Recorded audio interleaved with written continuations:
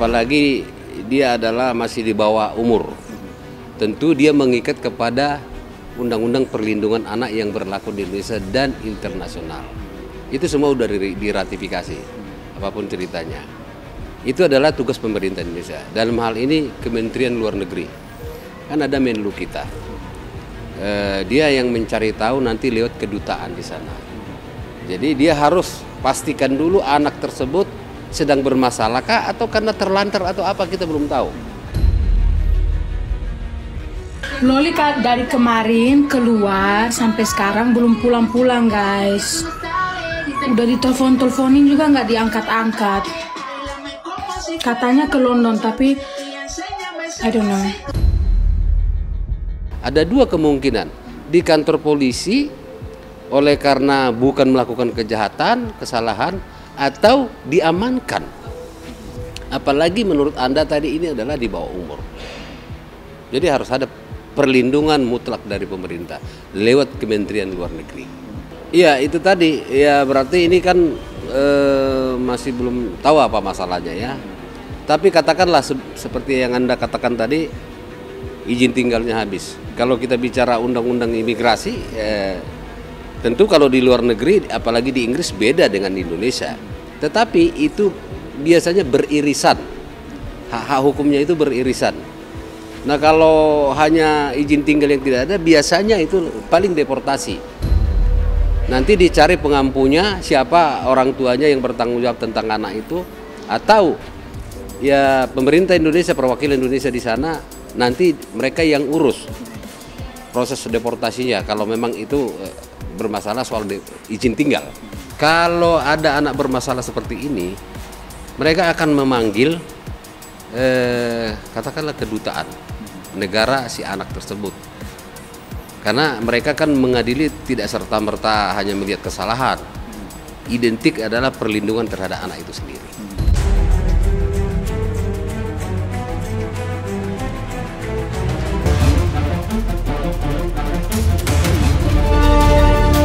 Bapak ada yang mau ngomong, Kak Juju.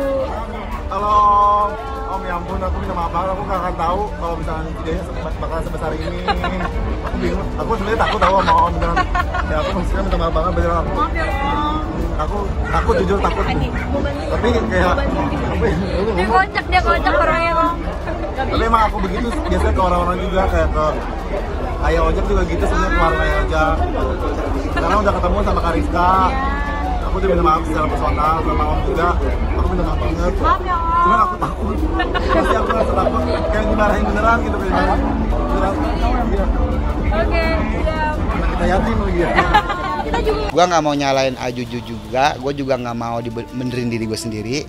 Karena kalau kita misalnya usaha udah lama, ya kan. Seandainya kita tuh kasih kresek orang beli, ya take away kayak apa kayak. Masa iya kita bertahan sampai sekarang? Secara logika lu bisa pikirin kan, ya kan? Masa iya kita orang dari selama kita dagang lama banget, orang kita masukin ke dalam kresek begitu ya kagak? Kan yang masukin kresek mah kan dia sendiri, bukan dari orang kita. Kan gue bilang kalau apa-apa pakai nanya dulu gitu kan. Tapi untuk ini gue maafin Ajuju, gue juga minta maaf sama Juju, dan gue juga minta maaf sama netizen semuanya karena keegoisan gue, kekerasnya gue, karena itu ada sebab akibatnya. Ya alhamdulillah buat Ajuju reviewnya luar biasa. Nyakopsa juga atau Bang Madun juga tuh sangat berterima kasih kepada Ajuju yang udah kasih tahu bahwa warung ini nggak sepatutnya untuk ditiru karena warung itu berserakan sama tisu. Ya oke lah kita terimain, tapi kan kita udah terimain, Ajujunya udah gimana sama kita udah sharing bagus, kita udah DM-an sama anak juga Ajujunya. Tapi sekarang yang kita dicecer sama netizen kan, lu tahu sendiri kan gimana rasa sakit gua, dimaki-maki di situ, dibilang apalah gua telan hidup-hidup. Udah gitu lagi sekarang udah banyak di sosial media yang inilah yang posting online posting nggak tahu ceritanya begini. Ya gua yang dibully.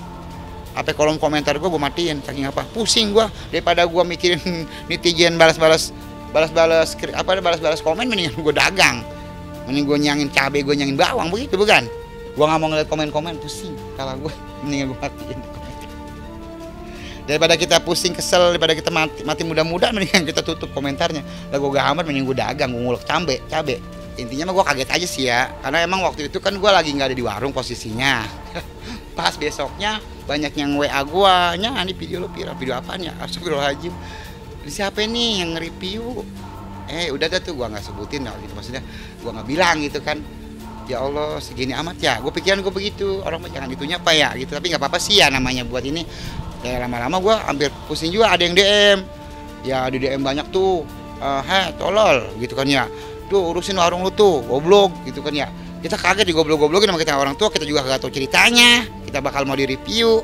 Tapi kan intinya kita kembali ke kita aja ya, sebagai kita yang punya warung, ya kita benahin lah. Tapi kan kita nggak keluar-keluar istilah kata begini ya, kemarin emang sempat gue marah-marah ya, wajar lah kita emosi marah-marah, tapi ada sebabnya nih, ada sebabnya. Lu juga kan kalau misalnya lagi emosi pasti ada sebabnya gitu.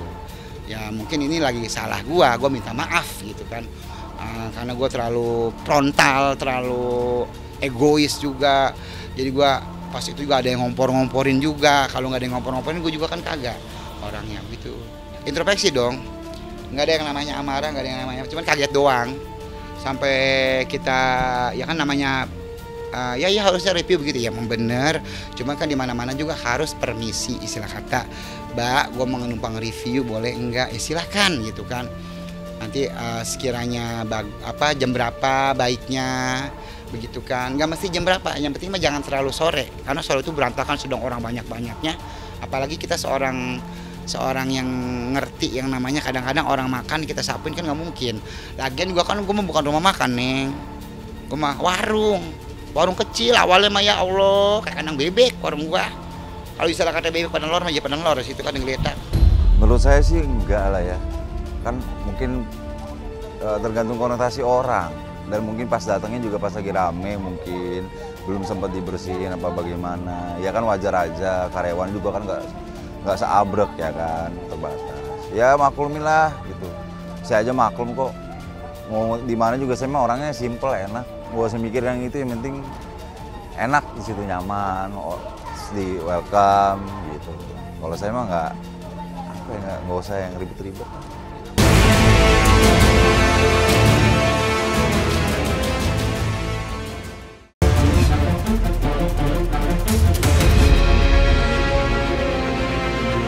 Nangis gua 3 hari.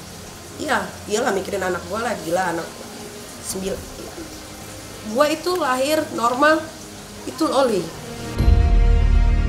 Gua sampai nggak tidur, gua gemeter, kemana anak gue gitu kan. Dan ceritanya kan dia sudah sama keluarga yang mau menampung dia di sana gitu kan. Kan lucu ini, keluarga ini gimana ceritanya sampai ponakan saya ini bisa ada di video dalam kondisi seperti itu. Katanya keluarga, katanya mau melindungi, katanya mau menjaga. Kok bisa kejadian? Nggak ada gue sakit hati, gue cuma bisa melihat seperti kayak gini. Wah, anak ini anak yang biasanya kemana-mana dijaga. Kalau menurut saya, orang tua itu harus selalu bertanggung jawab pada anaknya. Ya, nggak ada orang tua yang bilang saya time out ya, saya lepas dulu ya tanggung jawab saya sementara, nggak bisa. Itu tetap tanggung jawab orang tua.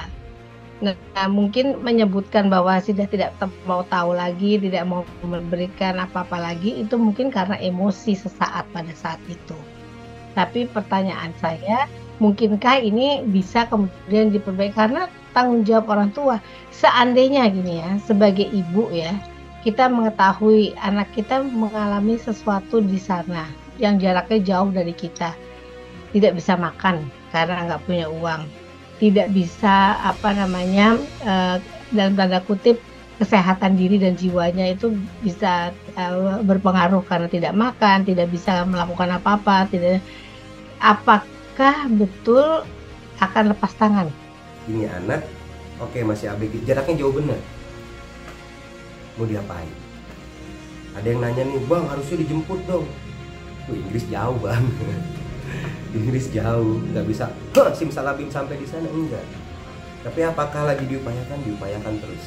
Biar bagaimanapun dia kan anak gue ya. Suatu saat dia pasti akan cari gue. Siapa yang akan membantu kehidupannya dia kalau bukan ibunya? Ya, walaupun gue disakiti, tapi gue tidak akan menyerang yang namanya darah daging sendiri. Betul. Ya biarlah dia mau bicara apa, yang jelas orang-orang di sekeliling gue yang sudah berkenal gue puluhan tahun tahu banget bagaimana sifat gue, bagaimana gue menjaga anak, mengasihi, merawat, mendidik, memberikan fasilitas terbaik. Mereka tahu semua. Kalau gue ingat-ingat tuh sakitnya tuh berasa gitu sampai sekarang, karena lahiran normal tuh nggak sesar ya. Kalau sesar itu kan lu tinggal disuntik masuk ruang operasi gitu. Loli itu gue lahirin tuh secara normal gitu. Jadi setiap pembukaan 1, 2, 3, 4, 5 gitu tuh rasa sakit itu luar biasa gitu. Dan alhamdulillah waktu lahiran Loli gue masih didampingin sama mantan suami, gak kayak yang kedua ketiga ini. Jadi kalau dibilang sempet nangis sampai sekarang pun kalau gue mikirin itu gue kayak apa ya kekurangan gue gitu, apa ya dosa gue gitu, kok anakku gitu ya gitu. Tapi ya itulah namanya hidup ya, kan nggak pernah tahu depannya kayak gimana. Tapi gimana pun anak gue ya dia tetap anak gue gitu. Suatu saat dia pasti akan cari gue gitu. Karena sebetulnya itu anak tahu seberapa sayangnya dan care-nya. Mungkin karena dikekang jadi berontak gitu. Kan gue nggak tahu, gue cuma pengen menjaga apa yang masih bisa gue jaga gitu.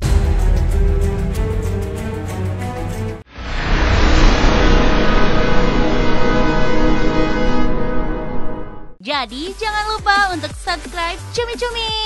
Ditekan ya tombol lonceng merahnya.